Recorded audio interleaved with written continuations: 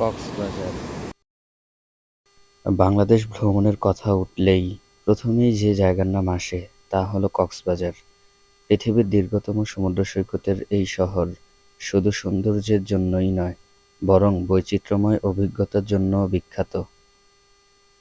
কক্সবাজার বাংলাদেশের দক্ষিণ-পূর্ব উপকূলে অবস্থিত চট্টগ্রামের একটি অঞ্চল, যা দেশের পর্যটন তালিকায় অবস্থান করছে জনপ্রিয়তার শীর্ষে। ভ্রমণ গল্পের আজকের পর্বে আমরা যাচ্ছি কক্সবাজার।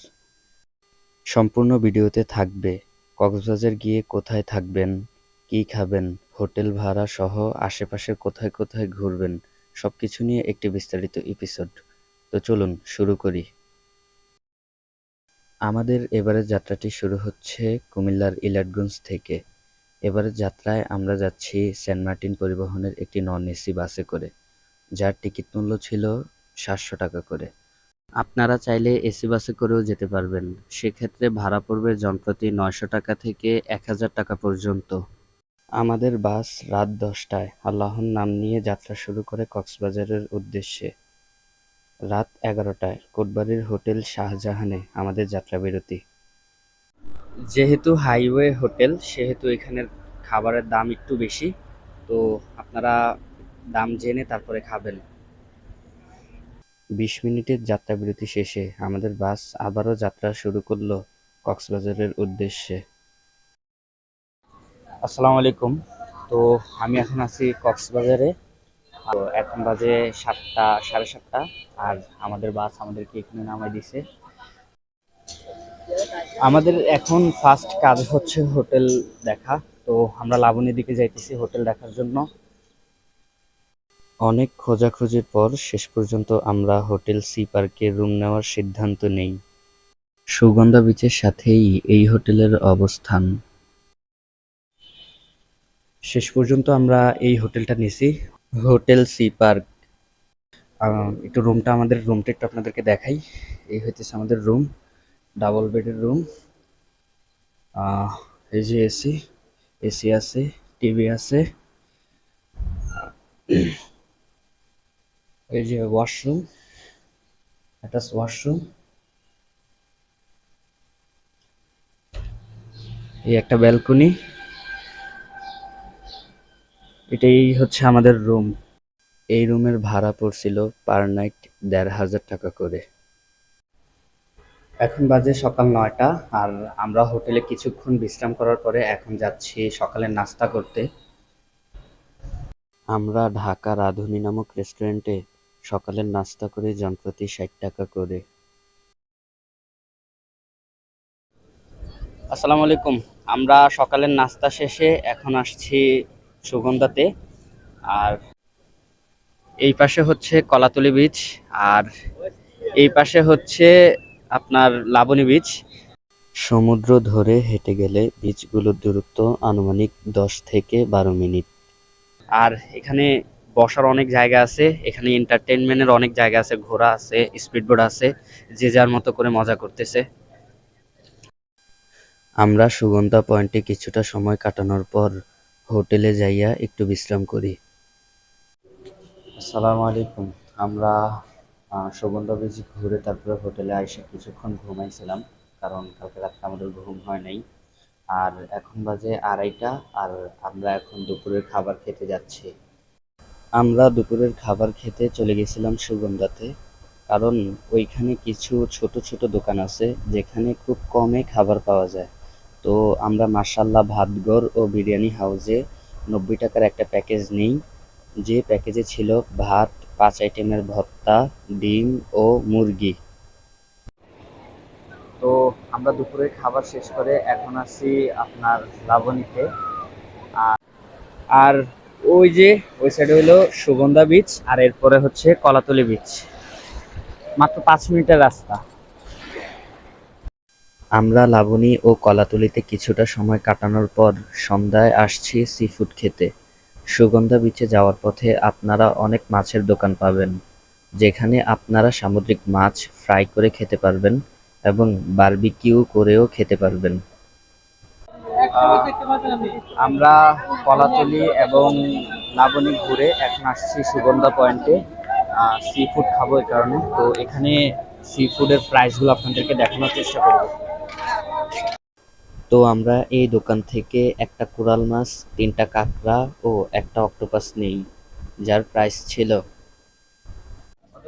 4 পা নিবেন, দিয়ে বড় থেকে 4 পা দিবে এখান থেকে এটা। তাহলে এখানে আপনি 450 টাকা ধরছি, তো এখান থেকে 200 টাকা শুধু অর্ধেক। আচ্ছা 200। আর এখানে আপনার হবে যে 1000, 1000 থেকে 900, 900, 200, 1100। আর এখানে আপনার 450 টাকা, তো 400 টাকা 1500 দেন, জান আরো গিয়া কমাই সবগুলা করা। দরদামে বনে গেলে বাছাই করে নিয়ে যাওয়া হয় রান্নার কাজে, আর তারা আমাদের সামনেই রান্না করে। তো সি ফুড খাওয়া শেষে আমরা আবারও চলে যাই বিচে রাতের সমুদ্রকে উপভোগ করতে।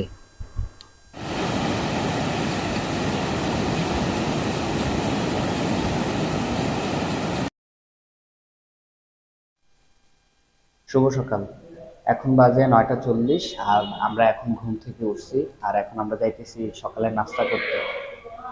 আমরা সকালের নাস্তা করতে গেছিলাম ঢাকা রাঁধুনি নামক রেস্টুরেন্টে।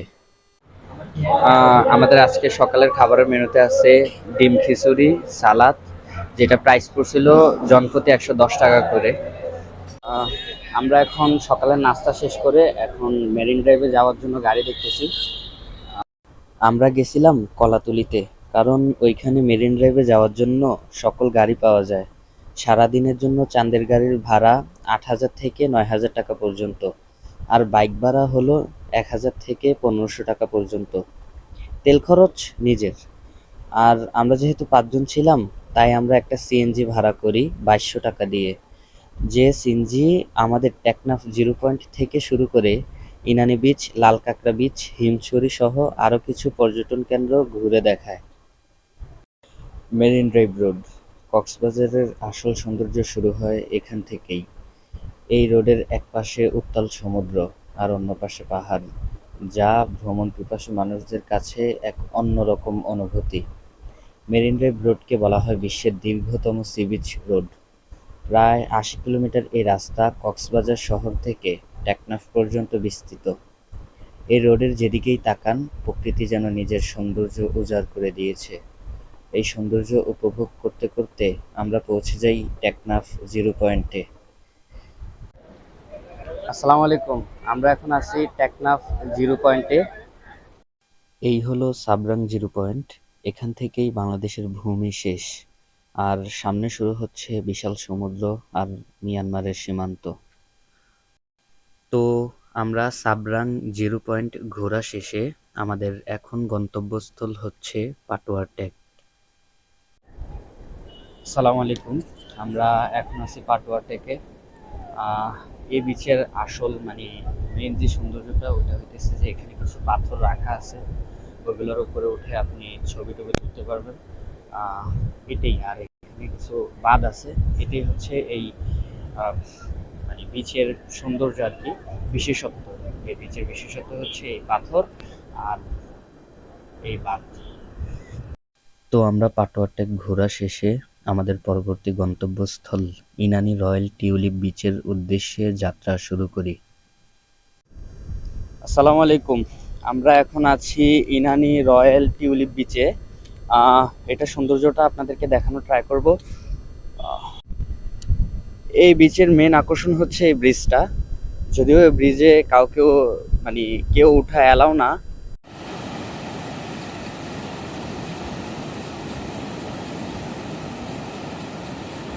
তো আমরা ইনানি রয়্যাল টিউলিপ বিচ ঘোরা শেষে আমাদের পরবর্তী গন্তব্যস্থল ইনানি বিচের উদ্দেশ্যে রওনা হই। আসসালামু আলাইকুম, আমরা এখন আছি ইনানিতে। ইনানির মেন পয়েন্টে আছি এখন। ইনানি বিচের মেন যে আকর্ষণ, ওইটা হচ্ছে এখানে সাইডে কিছু সাম্পান রাখা আছে, যেখানে আপনারা ছবি তুলতে পারবেন। এখানে পর্যটক সংখ্যা কম হওয়াতে প্রকৃতির আসল সৌন্দর্য উপভোগ করতে পারবেন। এন্টারটেইনমেন্টের জন্য এরকম বাইক আছে, যেগুলোতে 200 থেকে 300 টাকায় ঘুরে দেখতে পারবেন বিচের সৌন্দর্য। এবং এখানে কিছু বসার জায়গা আছে, যেখানে বসে নির্জনে সমুদ্রকে উপভোগ করতে পারবেন। তো আমরা ইনানি বিচ ঘুরে লাল কাঁকড়া বিচের উদ্দেশ্যে রওনা হই। লাল কাঁকড়া বিচের প্রবেশপথে আপনারা রাস্তার দুই পাশে এরকম অসংখ্য ঝাউবন দেখবেন, যেগুলো আসলে দেখতে চমৎকার লাগে। আসসালামু আলাইকুম। আমরা এখন আছি কাঁকড়া বিচে। তো আমরা এখানে কাঁকড়া খুঁজতেছি, কাঁকড়া তো পাইতেছি না। আহ, এগুলো আসলে মানুষ দেখলে গর্তের মধ্যে ঢুকে যায়। তো আমরা কাঁকড়া খুঁজতেছি।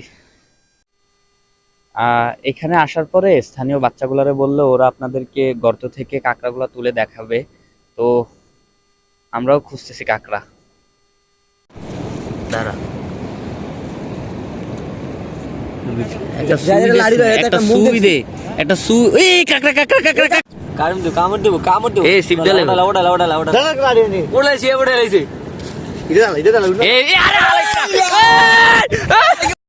আমাদের ভাগ্য ভালো ছিল, তাই আমরা কাঁকড়ার দেখা পাইছি। কাঁকড়া দেখার পর তো আমাদের আনন্দের কোনো শেষ নেই। আমাদের ভাগ্য ভালো ছিল, তাই আমরা কাঁকড়ার সাথে সাথে জেলিফিশেরও দেখা পাই।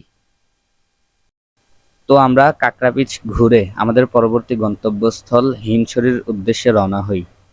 হিমছড়িতে প্রবেশের টিকিট মূল্য হচ্ছে জনপ্রতি 40 টাকা করে। কক্সবাজারের কথা উঠলে প্রথমেই সাগরের বিশালতার কথা মনে পড়ে, কিন্তু যারা সাগরের পাশাপাশি পাহাড়ি সবুজ আর ঝর্ণার সৌন্দর্য উপভোগ করতে চান, তাদের জন্য হিমছড়ি এক অসাধারণ গন্তব্য। সবুজে ঘেরা পাহাড়ের বুক চিরে বানানো সিঁড়ি বেয়ে উপরে উঠতে উঠতে চারপাশের দৃশ্য এক কথায় মুগ্ধ করে। ওপরে গেলে একদিকে সমুদ্রের অসীম নীল, অন্যদিকে পাহাড়ের সবুজ বিস্তার। এমন দৃশ্য অন্য কোথাও খুব একটা দেখা যায় না।